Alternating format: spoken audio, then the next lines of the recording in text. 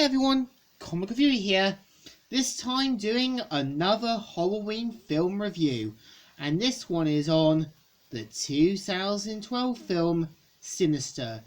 Now, as you know, Sinister is supposed to be a supernatural horror film that was directed and written by Scott Dickinson, as well as also being written by Christopher Robert Gill, who took inspiration from the film from having a nightmare after watching the 2002 film The Ring.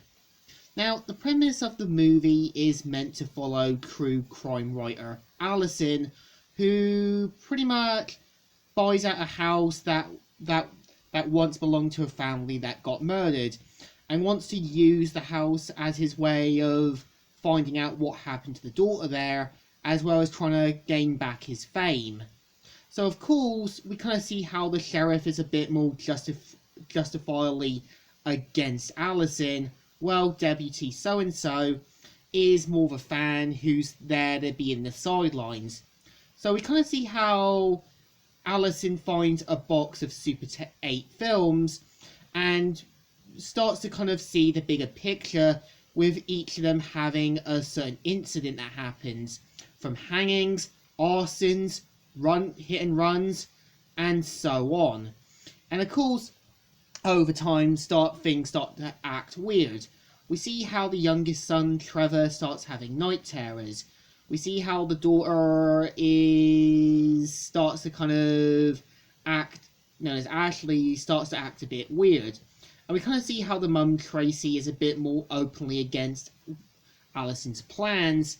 And we kind of see how Allison wants to do the right things, but kind of sees the story that he's working on as his next big break. Now, I would say, unlike Drag Me to Hell, this film doesn't rely too much on jump scares. It relies on it on the perfect moment and knows how to make the story work.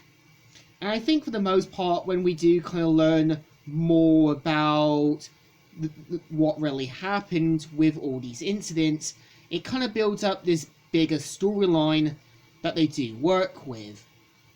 I would say for the most part, Sinister definitely works as a film. You can kind of tell Allison wants to go the distance, but doesn't realise his own mistakes. And I also know there was also meant to be, and I also know there was a second film called Sinister 2 that was meant to feature Deputy so-and-so taking the role of Allison and kind of being the sort of new main hero. And I would say for the most part, Sinister as a film, I think, knows what it wants to be. It doesn't really rely too much on jump scares. It knows the perfect moment to when to do it. And yeah, almost all the movie until the end takes place at the house where Allison is. So it doesn't really go beyond somewhere else, but it knows where it's going to stay with the story. So I definitely think this film deserves a thumbs up. Still good, and still alright. So, Comic Review here, signing out.